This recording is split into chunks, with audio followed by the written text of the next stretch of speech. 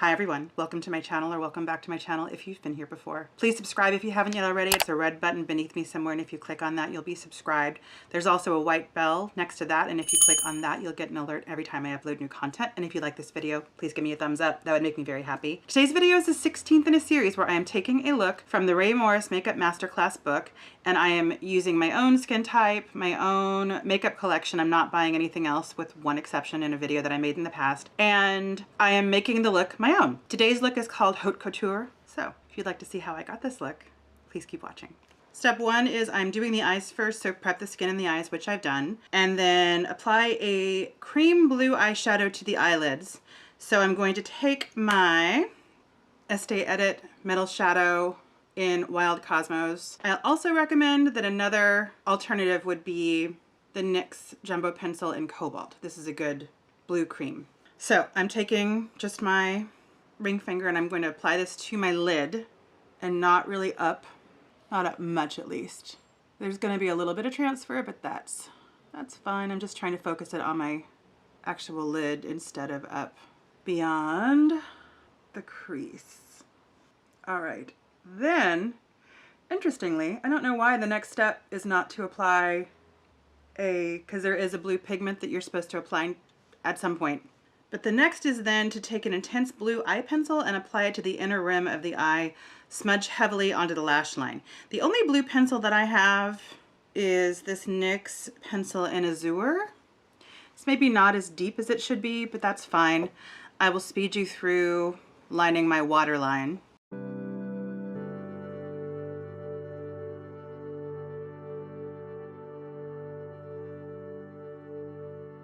And then the smudging heavily into the lash line, I'm just gonna go kind of underneath. I was being sloppy with it, so it kind of already went onto my lash line, but I'm smudging more and applying more onto my lower lash line. And I'm seeing that I'm getting some transfer. And what I'm gonna do, because there's no way to really avoid that, I'm gonna take more of this cream and I'm gonna apply it where the transfer is happening. I'm just gonna kind of let whatever natural transfer happen and kind of help it along so it doesn't look like there's that kind of blank space in the middle. All right, then we are over the top of the blue cream shadow, apply a really intense electric blue pigment and just press it into the shadow. So for that, I'm going to use the pigment that comes in this pot. There are other pigments. I feel like NYX makes a good pigment and Inglot makes a good pigment and Lit, but this is just all in one. And I'm using a Real Techniques detailer brush, and I'm just gonna put this on. And the one thing is, and this is a little, well, it's not a little, it's pretty metallic, but the steps here, it just says blue pigment. So whatever floats your boat in terms of matte versus shimmer versus metallic versus glitter. This is just kind of a metallic, kind of glittery, but not really too glittery. And I am getting some fallout, which I will clean up, and it might streak a little bit when I brush it off, which is annoying. I probably should have put some powder underneath it, but that's okay. And okay, that's a lot of blue. I'm gonna brush this away. I'm done with the pigment part of it, and it's a little blue on my face, but that's okay. I'll cover that with foundation. It's not terrible. Then to finish the eyes, put some water-based, so she's saying to use Bioderma, which is what I use on a cotton bed, to tidy up the line under the eye. I don't know that I need to do that, so I'm not going to do that. But she is saying to make sure that the outer corner is pulled slightly out and up. So I will put more of this blue just to kind of connect them a little bit. And I'm just kind of smudging that and bringing that up a little bit so it's not, I maybe didn't bring that out as far as I wanted to, but that's okay. Now it's all kind of contiguous. All right, step 2, using the intense blue pigment on a small angle brush, apply heavily to the inner corners of the eyes. So for that, I'm going to use, this is a Zoeva angled brush, fairly straightforward angled brush, and I am going to use some MAC Fix Plus because this is loose pigment. So I'm definitely going to tap this off, although I don't have any foundation on yet, and I'm going to apply heavily to the inner corners of the eyes.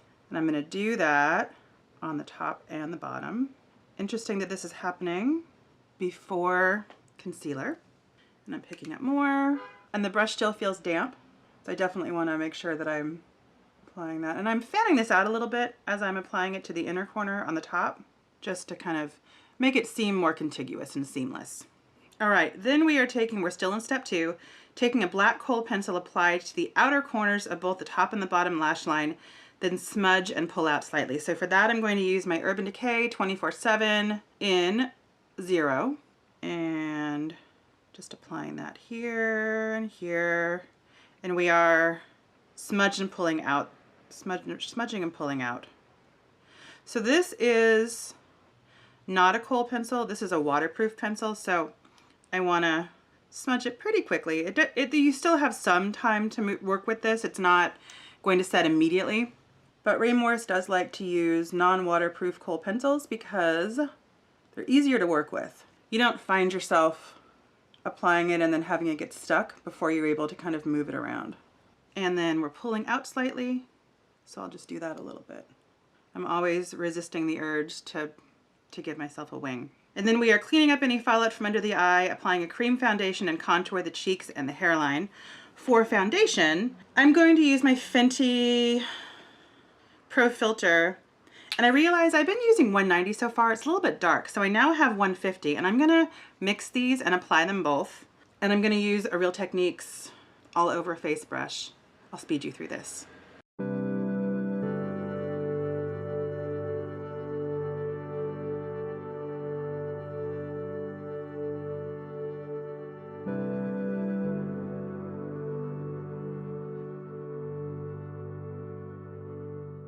And before I contour my cheeks, and not my hairline because I have bangs, I'm going to use some concealer. And I'm going to use my Arborian Touch Pen in Claire. I've really been liking this recently. And under my eyes. This is kind of like the, obviously, kind of like the Maybelline Instant Age Rewind, but this feels creamier, which sometimes if I want something more emollient, I will use this. That's applied, and I will pat it in. And yeah, there's nothing in this particular look that calls for concealer, but I need some concealer. I also have a little friend here. Do a little cover with that. And I will set my under eyes with my Kat Von D Lock-It powder and then contour. So I'm not gonna do my hairline, but I will contour my face, cheeks with my Fenty Matchstick in Amber, and just a little bit. And I won't do my jawline because she's not instructing me to do my jawline, which is fine. All right. Step 3 is to curl the lashes and to apply a 3/4 length lash. And then she's also saying to apply a lot of mascara. I'm not going to do that because I will use these lashes again, and I just don't. I suppose you can wash lashes after you have, if you've applied them and you put mascara on them, but I prefer to just have them not have anything on them at all. So I'm going to use, I've used these before, these are Eyelure 005, and I will speed you through my lash application.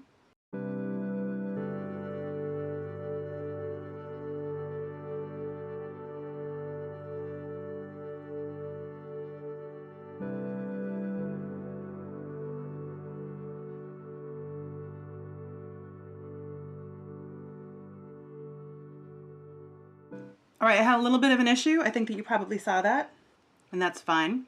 Let this dry. Actually, I'm not going to do anything. It doesn't matter if I let it dry or not, but I am going to go back in. I'm seeing that I'm getting a little bit of creasing, so I'm going to go back in with a little more pigment, very gingerly, because I really don't want any fallout at this point, but just into my crease.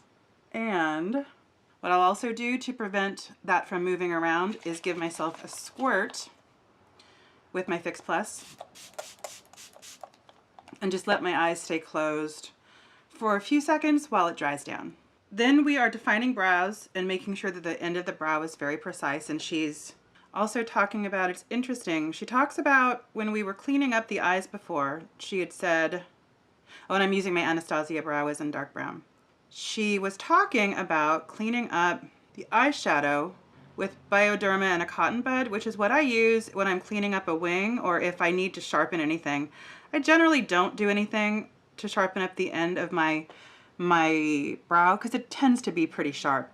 But what she suggests at the end, if you are in need of sharpening up the tail of your brow, is to use an angled brush, like a brow brush or an angled liner brush, and use foundation to clean it up. I'm not going to do either of those things though, because this is pretty precise, or it's certainly precise enough for me. Then we are highlighting our cheeks with gold shimmer. So for that I'll use Becca Champagne Pop, which is not really gold, it's more champagne, but it's definitely the most gold that I have, I guess. And we're only applying it to the cheeks. We're not, there have been other looks that I've done with her that we've applied to the nose or to the Cupid's bow or things like that, but we're not doing that. And then the end of step 3 is to use a sheer gloss or a gloss that's similar to your natural color. But then for the extras, because most of the looks in this book give you the actual, like the primary steps, and then they give you kind of an additional continuation. And her additional continuation is a matte red lip, so obviously I'm going to do a matte red lip. I'm going to use Kat Von D Everlasting Liner in Rosary and Fenty Stunna lip paint. I love this stuff. I'll zoom you through this.